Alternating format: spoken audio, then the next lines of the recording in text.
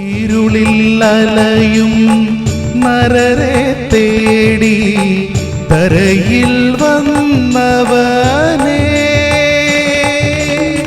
കരകൾ പാപക്കരകൾ കഴുകും. യേശുവിന്റെ നിസ്തുല്യ നാമത്തിൽ ശുഭസന്ദേശത്തിലേക്ക് സ്വാഗതം. വിശുദ്ധ വേദപുസ്തകത്തിൽ യോഹന്നാൻ എഴുതിയ സുവിശേഷം 20-ാം അധ്യായം 31-ാം വാക്യത്തിൽ നാം ഇപ്രകാരം വായിക്കുന്നു: എന്നാൽ യേശു ദൈവപുത്രനായ ക്രിസ്തു എന്ന് നിങ്ങൾ വിശ്വസിക്കേണ്ടതിനും വിശ്വസിച്ചിട്ട് അവൻ്റെ നാമത്തിൽ നിങ്ങൾക്ക് ജീവൻ ഉണ്ടാകേണ്ടതിനും ഇത് എഴുതിയിരിക്കുന്നു. ദൈവം മാനവരാശിക്ക് വേണ്ടി ഉണ്ടാക്കിയിരിക്കുന്ന രക്ഷാപദ്ധതി മനുഷ്യന് നിരന്തരം വെളിപ്പെടുത്തിയിട്ടുണ്ട്.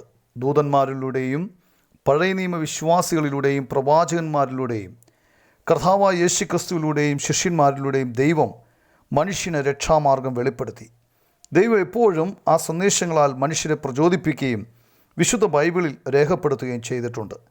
ഈ സന്ദേശം കർത്താവായ യേശു ക്രിസ്തുവിൻ്റെ ജീവിതവും പ്രബോധനവുമാണ്. ഇതൊരു അത്ഭുതകരമായ പ്രവൃത്തിയും അടയാളവുമാണ്. ഈ സന്ദേശം കർത്താവായ യേശു ക്രിസ്തു തന്നെയാണ്. തൻ്റെ മരണത്തെയും പുനരുത്ഥാനത്തെയും ഭാവിയിലേക്കുള്ള നിത്യതയെയും കുറിച്ചുള്ള സന്ദേശം. ദൈവപുത്രനായ ക്രിസ്തുവിനെ ഒരുവൻ രക്ഷിതാവും കർത്താവുമായി സ്വീകരിക്കുമ്പോൾ അവൻ രക്ഷിക്കപ്പെടുന്നു, നിത്യജീവൻ പ്രാപിക്കുന്നു.